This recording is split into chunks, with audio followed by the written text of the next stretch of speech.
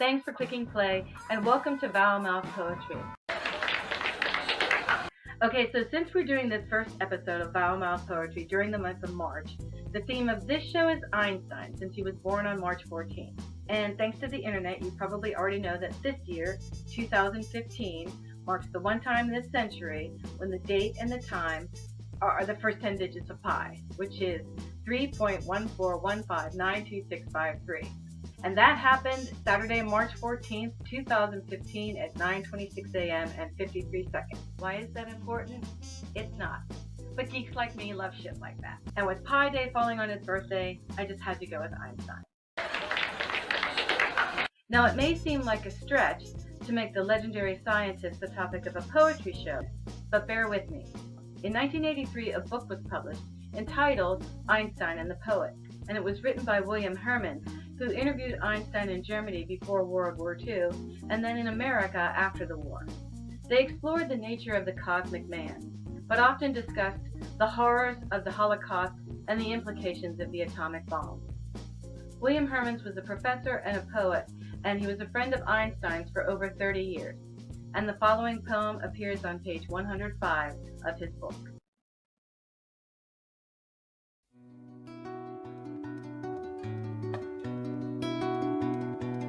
Einstein by William Hermann. Quote, "When dead, let my worthless body burn. My ashes throw into the silent air. On earth, no hole shall give my name a place.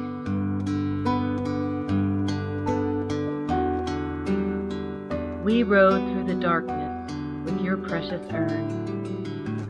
There was a splash, a bubble sobbed somewhere. Yet, friend, creation has preserved your trace. The trace leads up. Your pillow is star. Your dream? You see a golden ladder rise, and youth ascending, white and black and brown, rung after rung. Reach out and touch afar, a light, heart-formed, that gleams into the skies. The pilgrimage is endless up and down, and they are changed. They radiate and glow. Filled with your conscience and your intuition, they act now with dimensions infinite.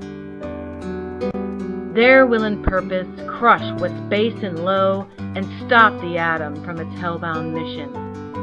They carry in their heart a holy writ. We are cosmic substance, co-creators, we of all that was and is and what shall be. And these, my friend, were your last words to me. Have always holy curiosity." My guest today is punk poet extraordinaire Alicia Young. But before we get to the interview, I want to give you just a little taste of her work. This is Dinner with Death by Alicia Young. Dinner with Death. As an undertaker, you grow accustomed to death. Respect his place. Certainly fear him more than most. Over time, we realize how random his judgment and unreasonable the damage done by his heavy hand. How tenuously our human cells hold together despite the inevitability of ending. Questioning the point of all this suffering as you place the receiving blanket in the coffin, or put the last curls into the 8-year-old girl's hair. The motorcycle crash was a closed casket service, but his mother decided before we placed him in the hearse, she just had to see his jawless face. Someone's Nana covered in bed sores, who lingered too long to suit her family's liking. The suicide who dealt with his wife's affair by removing the back of his head with a .45. You learn to have dinner with death, sharing a bottle of scotch with his dead sockets and wicked grin in the hopes that laboring over his body count will keep your own bones from owing coins to the ferryman. And at the end of the day, as you're cleaning up the embalming room, back turned to the finished work of a life on the table, sterilizing trocar needles and scalpels, Oh, the sounds they emit as the gas escapes. Somewhere between a moan and a sigh coming through the vocal cords. You hear the last sound their voice ever makes. I've asked Alicia to favor us with a reading of one of her own poems. Here it is. Enjoy. This is one of my favorite longer pieces, and it's called The Little Shop of Kinks. When I was 15, I had my belly button pierced. My cool-ass mom took me and my best friend Renee to Permanent Production, a tattoo and piercing shop owned by the Da Vinci of body modification in Cincinnati. It was down on Hamilton Avenue in Northside, a little rainbow flag bedecked neighborhood where my brother would die of AIDS 3 years later. My mom signed for me to get the piercing. She watched with delight as Mike pinched with triangular forceps and then shoved the needle through my skin. But my mom was where I get my wild, and this was long before the Aerosmith video with Alicia Silverstone getting pierced in a grunge-clad shirt with her long white girl hair that spawned a million middle-class girls to emulate her. I found this little boutique downtown on Race Street after I started to drive called A Little Shop of Kinks.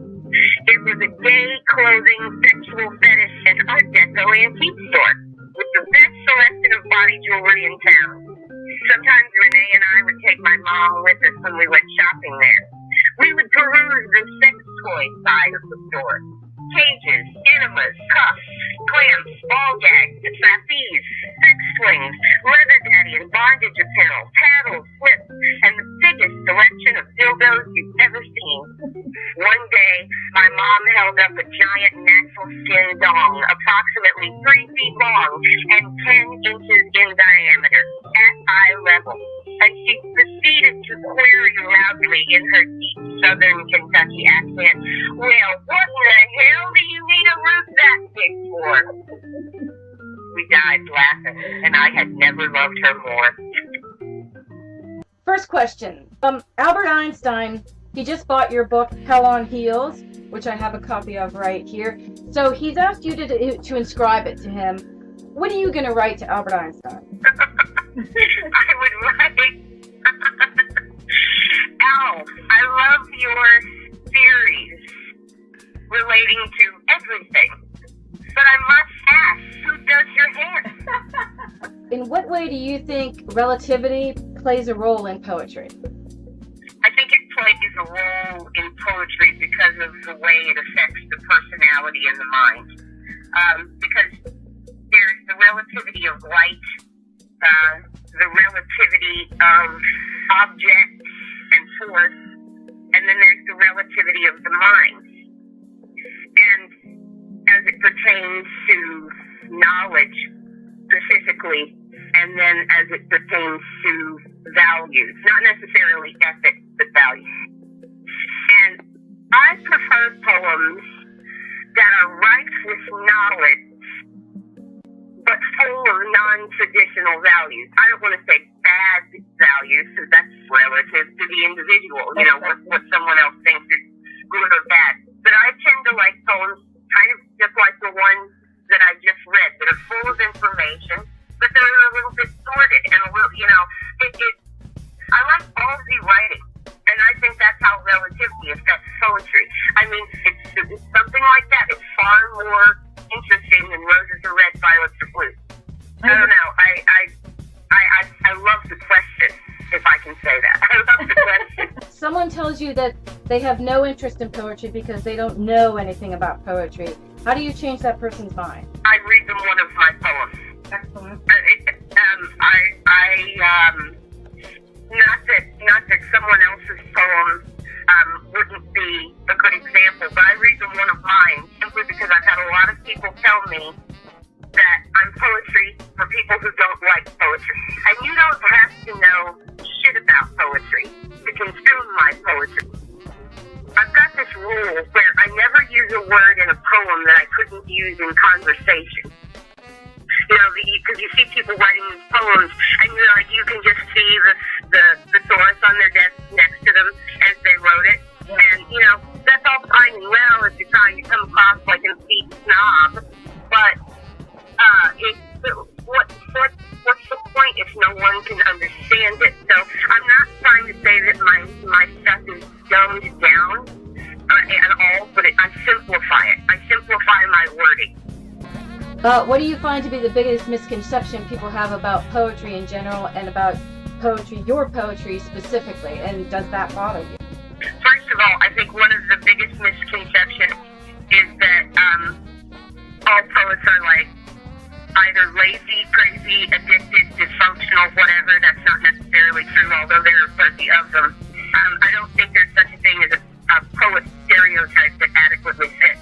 But I think the biggest misconception with regards to poetry, and my poetry in particular, because I tend to write in first person, people assume that it's all exposition, that it's all confessional, and that everything that I write about has really fucking happened to me. And if that were true, I would be dead. I would have the clap. I would be a lesbian. I would be like fucking. And it's not. I mean, I just want to write. Sometimes poems is just a poem. I mean, and some of it is real. Some of it is confessional, especially where it comes down to like things about my family or my children. But I've written some wild ass shit that had nothing to do with me. I don't know. And it's really weird because I'll have people come up to me at my gigs and they assume that I'm just fucking wild and, crazy and, and they're surprised to like see me sober and reserved and ladylike. And it's like, I wrote Hell on Heels, but I'm not always Hell on Heels. Like I don't wake up in the morning with full makeup on, in fucking high heels and lipstick, fucking making oatmeal for the kids, like swilling down bourbon. I mean, it's like, what the fuck? But this is applied to poets, and I find it strange. What's the best and worst part of reading or performing your work in front of an audience? And what advice would you give other poets to encourage them to read their work if they're hesitant or they're nervous about doing a spoken word piece or reading their own work? I consider my poetry readings like a one-woman show, and I think of it as theater. What I enjoy the most about being on stage and reading my poetry is seeing the reaction in real time. Whether I made them laugh, cry, gasp, made them, listen in awe. My audiences aren't just sitting there snapping their fingers. My audience applaud, they stand on chairs, they hoot and they holler, and it's because they're that engaged. But while I'm reading the poem, you could hear a pin drop. It's almost like nobody's breathing. And I get up there and I actually perform the poems. What I think where a lot of people fall short is they lack the confidence to get up on the stage or the training. Not that I've had a lot, but the point is when people are standing there, and I read from paper. I've got a few of my poems memorized. I've performed them so many times, but most of the time I'm reading from paper, and I'm not stilted by that. And so people get up there and they read everything, and the paper's shaking, and they're not projecting, and the poem kind of just becomes swallowed.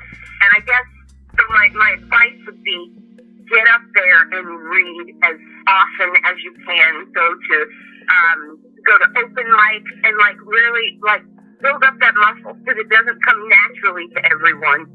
But it's like it'll open up a whole new world when you can engage the audience at a reading and they're not just waiting for you to get the fuck off the stage. I love reading live. I mean, I love it. I love the performance portion as much as I enjoy the writing. And I get that that's not for everybody. Right. But if you're going to go to a reading, don't bore your audience to death. And no matter whether I've got 200 or 200 people at a reading, I perform it the same fucking way. It's okay to shove it in your audience's eye hole. Right. Just really get it out there, because it should be, a poetry reading should be as visual as it is audible, in my opinion. I want to give you something interesting to look at while you're listening to my poem. How do you think adding music to a spoken word piece changes the feel of a poem. Earlier we played your piece, Dinner with Death, and there's music behind that. How do you think music changes the feel of the poem? It's just like the score of a film. It completely shades the way the audience takes it. If you've got a jazz trio behind you, it gives it a cool, slick feel. And some poems I don't think should have any music accompanying them at all, because the meaning itself is so intense. You don't want to distract or take away from that. But with the Dinner with Death poem, and it's kind of obvious, we were going for a Tim Burnsy kind of a feel. We were going for the feel of a documentary. That also, that music has a very solemn tone to it, and I think it works very well to emphasize, literally, pardon the pun, but how grave that piece is. Right. That was a hard one to write, but it's one of my favorite ones in the Hell on Heels book. Why do you think poetry is important, and how do you think life would be different if humans hadn't evolved with poetry or music in our lives? I think it would be a very dull existence indeed if we didn't have music and poetry. It is, I feel, a poet's job to chronicle the times in which they live, both personally and in the world. I think it completely defines the energy of the time. And so I guess when people read my poetry 100 years from now, I want them to understand how chaotic it was to be a turn of the millennial person. A turn of the millennium person. We're not just turn of century people. We're turn of the millennium people. And the world's fucking crazy right now. And I think people will get that when they read my poetry.